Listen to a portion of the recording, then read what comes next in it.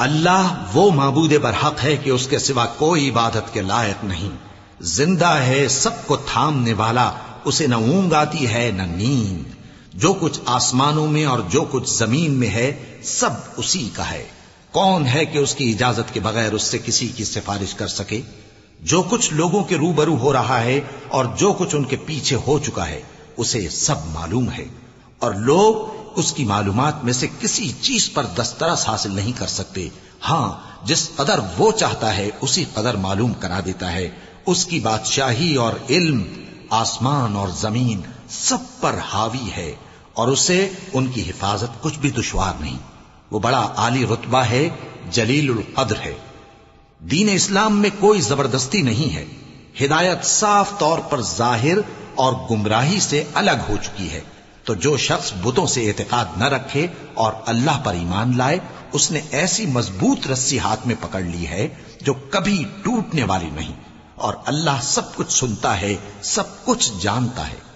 جو لوگ ایمان لائے ہیں ان کا دوست اللہ ہے کہ اندھیرے سے نکال کر روشنی میں لے جاتا ہے، اور جو کافر ہیں ان کے دوست شیطان ہیں کہ ان کو روشنی سے نکال کر اندھیرے میں لے جاتے ہیں۔ یہی لوگ اہل دوزخ ہیں کہ اس میں ہمیشہ رہیں گے۔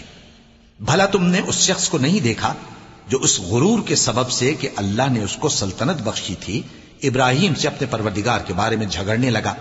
جب ابراہیم نے کہا میرا پروردگار تو وہ ہے جو زندگی دیتا ہے اور موت دیتا ہے، وہ بولا کہ زندگی اور موت تو میں بھی دے سکتا ہوں۔ ابراہیم نے کہا کہ اللہ تو سورج کو مشرق سے نکالتا ہے، آپ اسے مغرب سے نکال دیجئے۔ یہ سن کر وہ کافر ہکا بکا رہ گیا، اور اللہ بے انصافوں کو ہدایت نہیں دیا کرتا۔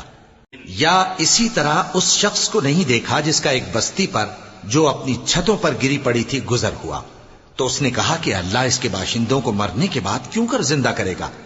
تو اللہ نے اس کی روح قبض کر لی اور 100 برس تک اس کو مردہ رکھا، پھر اس کو جلا اٹھایا اور پوچھا تم کتنا عرصہ مرے پڑے رہے ہو؟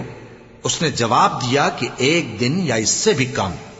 اللہ نے فرمایا نہیں بلکہ 100 برس مرے رہے ہو، اور اپنے کھانے پینے کی چیزوں کو دیکھو کہ اتنی مدت میں مطلق سڑی بسی نہیں، اور اپنے گدھے کو بھی دیکھو جو مرا پڑا ہے۔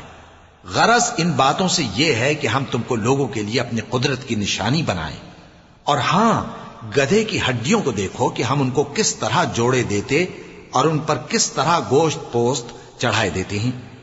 جب یہ واقعات اس کے مشاہدے میں آئے تو بول اٹھا کہ میں یقین کرتا ہوں کہ اللہ ہر چیز پر قادر ہے۔